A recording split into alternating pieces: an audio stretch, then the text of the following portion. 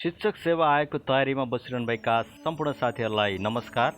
आज हामीले नयाँ करिकुलममा आधारित सम्पूर्ण तहका लागि आवश्यक पर्ने वस्तुगत प्रश्न तथा उत्तरलाई लिएर आएका छौँ।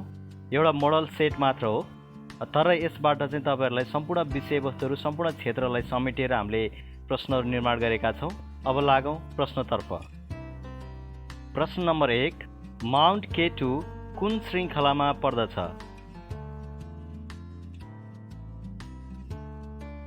यसको सही उत्तर हो बी, काराकोरम। प्रश्न नम्बर 2, देखाएको कुन भनाइ सत्य होइन?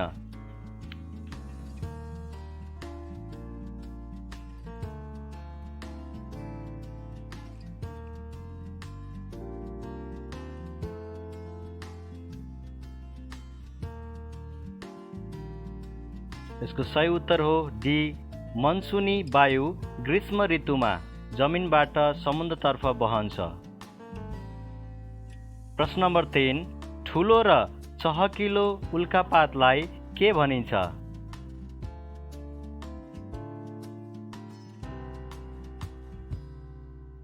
यसको सही उत्तर हो बी, फायरबल। प्रश्न नम्बर 4, ग्रहण सम्बन्धमा निम्नलिखित मध्ये सही उत्तर कुन हो?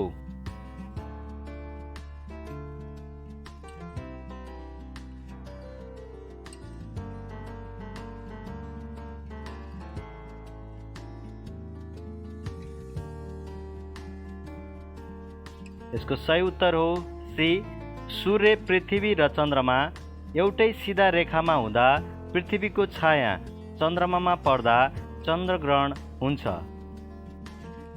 प्रश्न नम्बर 5, दिएको मध्ये एक हेलिप्याड बनाउन प्रस्ताव गर्ने मुलुकको पहिलो स्थानीय तह कुन हो?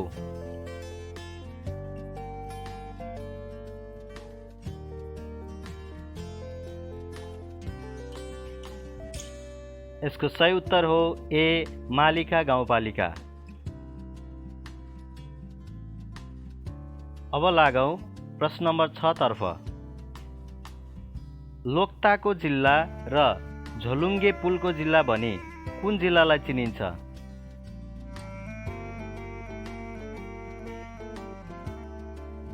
यसको सही उत्तर हो डी, बागलुङ। प्रश्न नम्बर 7, लिम्पियाधुरा केका लागि प्रसिद्ध छ?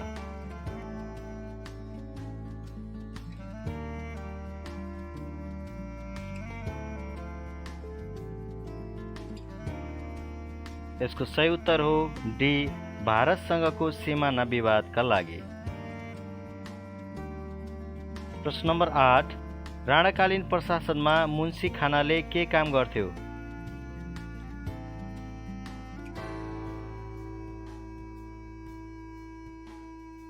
यसको सही उत्तर हो सी, परराष्ट्र मामिला।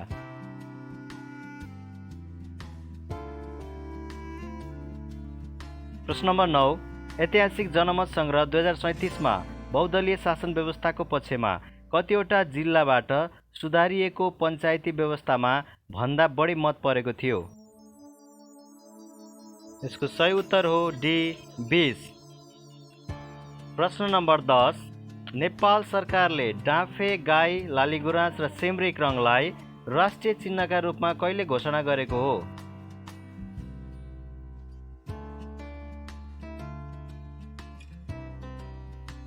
यसको सही उत्तर हो डी, 2019 असार 20।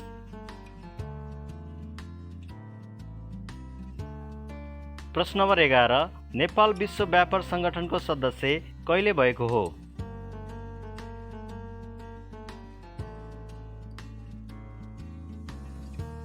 यसको सही उत्तर हो सी, 23 अप्रिल 2004। प्रश्न नम्बर 12, आयात प्रतिस्थापन र निर्यात प्रबन्धन गर्दै व्यापार घाटा कम गर्ने उद्देश्यसहित सरकारले नयाँ वाणिज्य नीति कहिले सार्वजनिक गर्यो?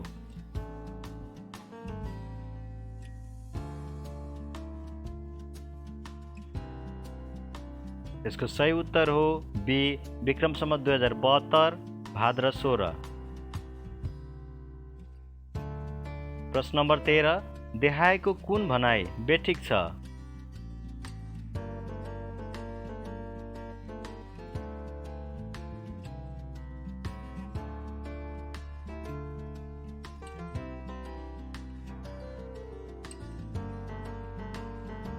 यसको सही उत्तर हो ए निरपेक्ष गरिबी धन सम्पत्तिको असमान वितरणसँग सम्बन्धित छ।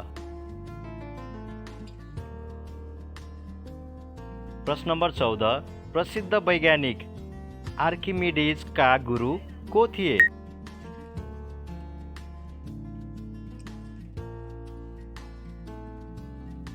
यसको सही उत्तर हो सी युक्लिड।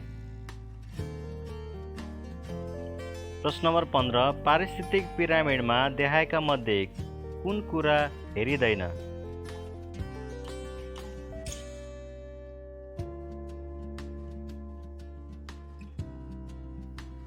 यसको सही उत्तर हो बी गुणको पिरामिड। प्रश्न नम्बर 16 अन्तर्राष्ट्रिय श्रम सङ्गठनको प्रधान कार्यालय कहाँ रहेको छ?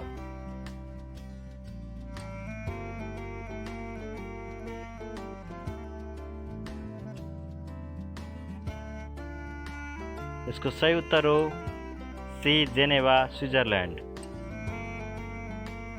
प्रश्न नम्बर 17 अर्गानिक एक्ट भनेको के हो?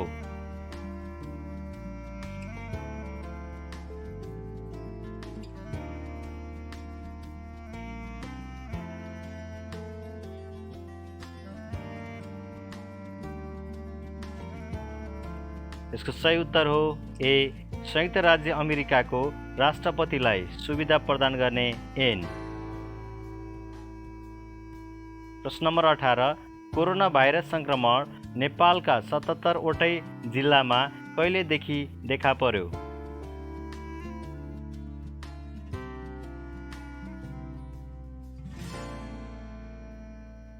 यसको सही उत्तर हो ए 2077 असार 13।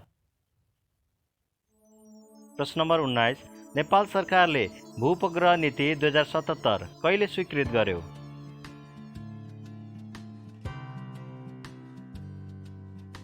यसको सही उत्तर हो सी 2077 असार 2। प्रश्न नम्बर 20 मानव विकास सूचाङ्क 2019 अनुसार नेपाल कतिऔं स्थानमा रहेको छ?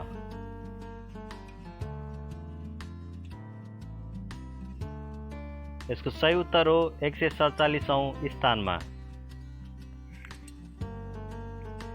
प्रश्न नम्बर 21 अनौपचारिक शिक्षा तथा साक्षर नेपाल अभियान कार्यक्रम कार्यान्वयन निर्देशिका मन्त्री परिषदबाट कहिले स्वीकृत भयो?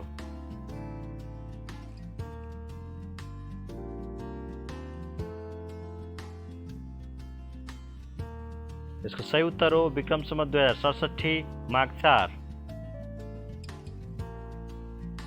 प्रश्न नम्बर 22 मनोविज्ञानलाई आत्मा मन र चेतनाको विज्ञान मान्ने प्रयासलाई पछिल्ला दिनमा मान्यता नपाएपछि हिजो आज यसलाई कुन रूपमा लिइन्छ?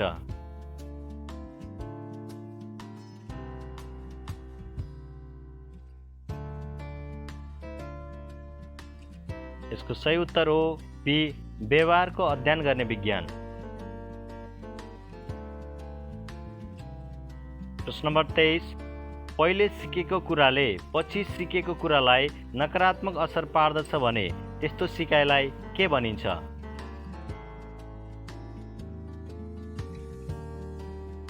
यसको सही उत्तर हो बी नकारात्मक उत्प्रेरणा। प्रश्न नम्बर 24 क्रियापरक सम्बन्ध प्रत्यावर्तन सिकाइका आवश्यक अवस्थाहरूमा सम्मेलन उद्दीपक सामिप्यता र अभ्यास आवश्यक छ। यस कथनलाई कुन चाहिँ अवस्था यस सिद्धान्त सिकाइसँग सम्बन्धित छैन? यसको सही उत्तर हो सी उद्दीपक। प्रश्न नम्बर 25 सिकाइको संज्ञानात्मक सिद्धान्तको सैद्धान्तिक आधार कुनलाई मानिन्छ?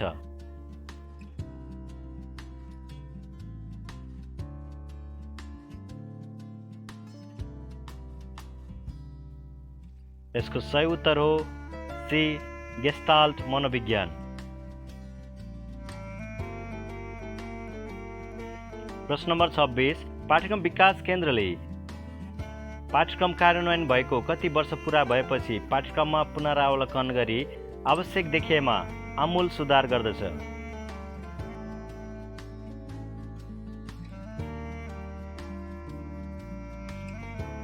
यसको सही उत्तर हो सी, हरेक 10 वर्ष पुरा भएपछि।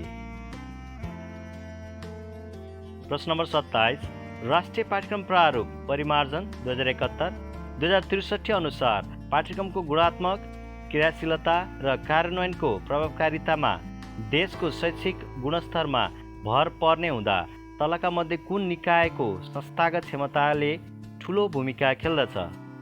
यसको सही उत्तर हो ए, पाठ्यक्रम विकास केन्द्र। प्रश्न नम्बर 28 दैनिक पाठ्ययोजना बनाउँदा कस्ता शैक्षिक सामग्री प्रयोग गर्नु उपयुक्त हुन्छ?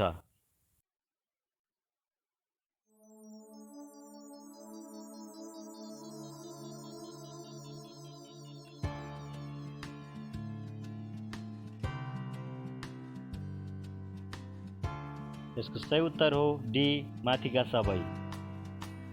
प्रश्न नम्बर 29 बालबालिकाहरूमा व्यावहारिक एवं जीवन उपयोगी शिक्षा सिप आर्जन गर्ने र प्रतिभा प्रस्फुटनको सम्भावना रहने भएकोले शिक्षण सिकाइ क्रियाकलाप सञ्चालन गर्दा कस्तो विधि अपनाउनु पर्दछ?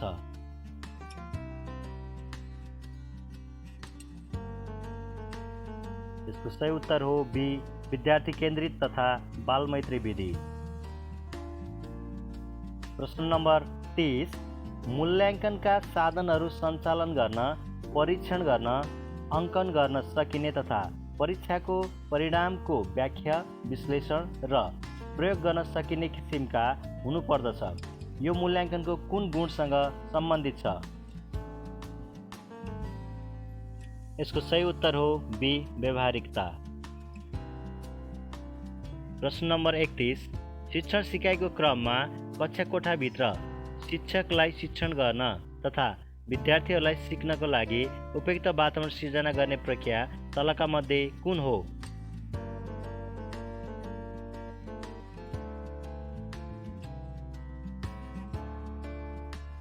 यसको सही उत्तर हो बी, कक्षा कोठा व्यवस्थापन। प्रश्न नम्बर 32 नेपालमा कहिलेदेखि शिक्षक हुनका लागि तालिमको व्यवस्था अनिवार्य गरिएको हो?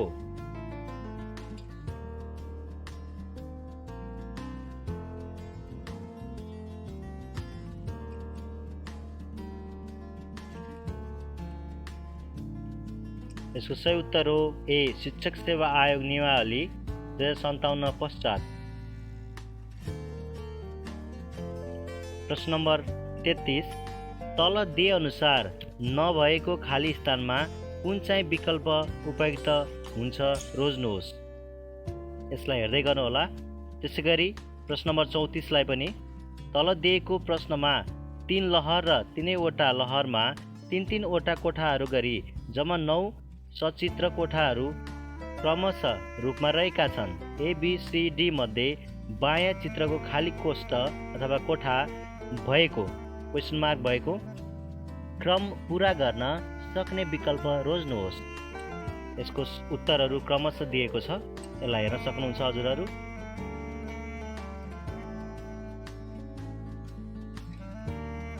प्रश्न number 35 Which one of the following numbers is exactly divisible by 11?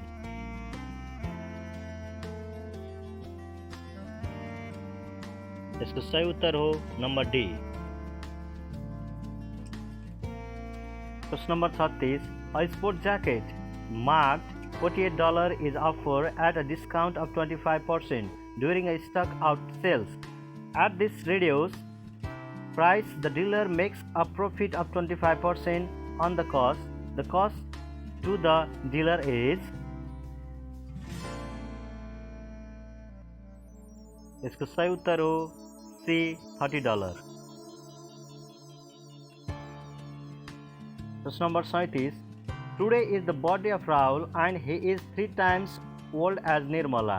In 13 years, Rahul will be 1 year less than twice as old as Nirmala will be then. What is the age of Rahul today?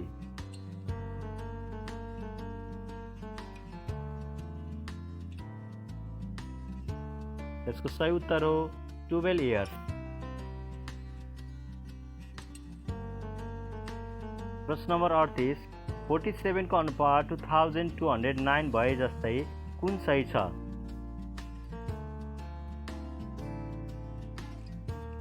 यसको सही उत्तर हो be. प्रश्न number 39 Study the following table and answer the questions. Classification of 100 students based on the marks obtained by them in paper I and paper II in an examination.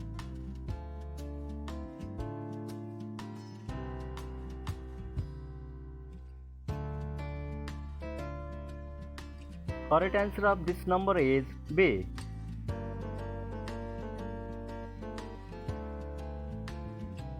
Question number 40. What is the difference between the number of students passed with 30 as cut-off marks in paper II and those passed with 30 as cut-off marks in aggregate? इसको सही उत्तर हो number D. प्रश्न number 41. विद्यार्थीको marksheet तयार पार्न कुन application software प्रयोग गरिन्छ?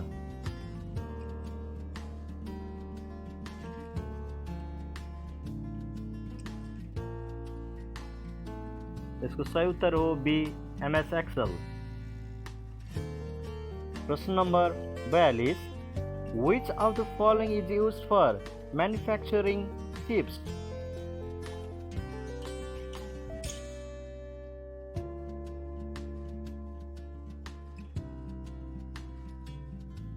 यसको सही उत्तर हो डी.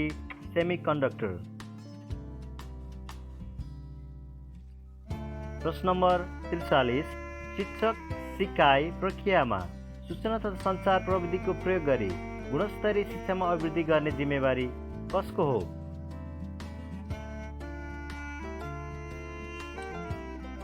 यसको सही उत्तर हो सी. स्रोत केन्द्र, जुन अहिलेको संरचनामा छैन.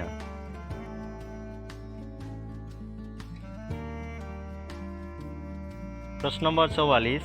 शिक्षामा सूचना तथा सञ्चार प्रविधि प्रयोग निर्देशक समितिको अध्यक्ष को रहने व्यवस्था छ?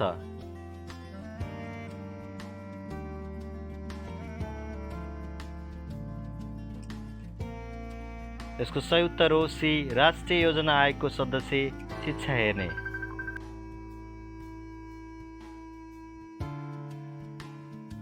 प्रश्न नम्बर 45. विद्युतीय कारोबार ऐन 2063 अनुसार कुनै कसुर गर्न सघाउने वा अन्य कुनै बेहोराको मतियार भई कार्य गर्ने व्यक्तिलाई मुख्य कसुरदारलाई भएको.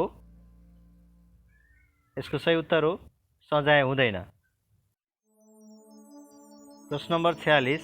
नेपालको संविधानको धारा 5(1) मा नेपालको स्वतन्त्रता, सार्वभौमसत्ता, भौगोलिक अखण्डता, राष्ट्रियता, स्वाधीनता, स्वाभिमान, नेपालीको हक हितको रक्षा, सिमानाको सुरक्षा, आर्थिक समुन्नति र समृद्धिलाई के भनी परिभाषित गरेको छ? यसको सही उत्तर हो सी. राष्ट्रिय हितका आधारभूत विषय. प्रश्न नम्बर 47. शिक्षा ऐन 2028 संशोधन सहित मा गाउँ वा नगर शिक्षा समितिको अध्यक्षमा को रहने व्यवस्था गरिएको छ?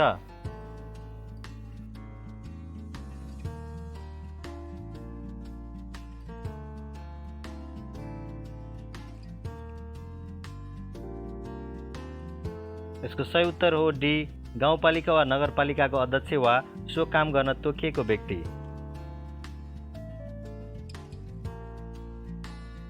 प्रश्न नम्बर 48. विद्यालयको कामको सिलसिलामा कुनै शिक्षकको मृत्यु भएमा निजको परिवार वा सन्तानले पाउने वृत्ति सम्बन्धीमा सिफारिस गर्ने जिल्ला स्तरमा रहने वृत्त विकास समितिको अध्यक्षमा को रहने व्यवस्था छ?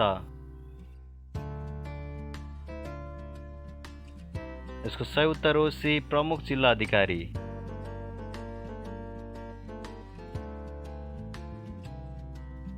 प्रश्न नम्बर 49. शिक्षक सेवालाई समावेशी बनाउन सामुदायिक विद्यालयमा नेपाल सरकारबाट स्वीकृत दरबन्दीमा खुला प्रतियोगिताद्वारा पदपूर्ति हुने शिक्षक दरबन्दी मध्ये 45% पद समावेशी समूहका लागि छुट्याइएकोमा सोको कति प्रतिशत पद आदिवासी जनजातिका लागि छुट्याइएको छ? यसको सही उत्तर हो बी 27%। प्रश्न नम्बर 50, स्थानीय सरकार सञ्चालन ऐन 2074 किन लागू गरिएको हो?